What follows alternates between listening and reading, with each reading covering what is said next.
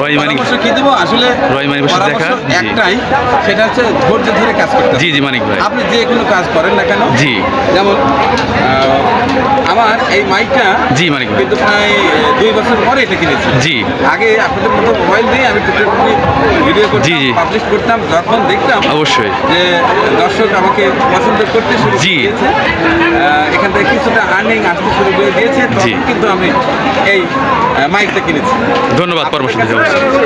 জি যারা এই লাইনে কাজ করতে চান, জি মনোযোগী হতে হবে, অবশ্যই ভালোবেসে কাজ করতে হবে। জি, বিশেষ জি। করে এই অ্যাগ্রো সেক্টরে জি। ভিতর থেকে ভালো না বাসা হলে কিন্তু ভালো হয় না। জি। যে কোনো কাজ, শুধু এটা কেন, জি। তাই করবেন না কেন, সেটাতে ভালোবাসা থাকতে হবে। অবশ্যই অবশ্যই যদি শুধু পয়সা ইনকামের কথা চিন্তা করে না, এই জি। চ্যানেল খুলে, আমার মনে হয় ইউটিউব চ্যানেল না খোলাই।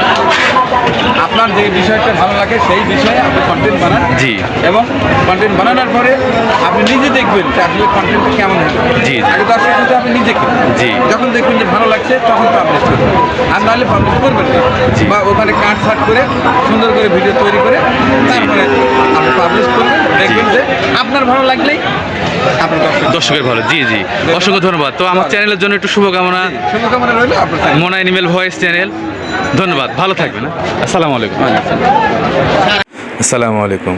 চিত্রপুরী কৃষিচিত্র চ্যানেলের রয় মানিক ভাই মনা অ্যানিমেল ভয়েস চ্যানেলের জন্য এতক্ষণ উপদেশ দিচ্ছিলেন। মানিক ভাইয়ের ইউটিউব চ্যানেল থেকে আমরা সবসময় শেখার চেষ্টা করি। আজ সরাসরি তার সঙ্গে দেখা হওয়ার সুযোগ পেয়েছিলাম এবং আমরা সেই সুযোগে উপদেশ নিতে ভুল করিনি। তিনি আমাদের জন্য যে মূল্যবান পরামর্শ ও দিক নির্দেশনা দিয়েছেন তার জন্য আমি এবং মনা অ্যানিমেল ভয়েস পরিবারের পক্ষ থেকে রইল হৃদয়ের গভীর থেকে আন্তরিক ধন্যবাদ। আমরা তার সুস্বাস্থ্য ও দীর্ঘায়ু কামনা করি। আল্লাহ তাআলার কাছে আরও দোয়া করি ওস্তাদ যেন এইভাবেই আরও অনেকটা সময় সমাজসেবামূলক কাজ করে যেতে পারেন। এতক্ষণ আমাদের সাথে থাকার জন্য অসংখ্য ধন্যবাদ। আল্লাহ হাফেজ।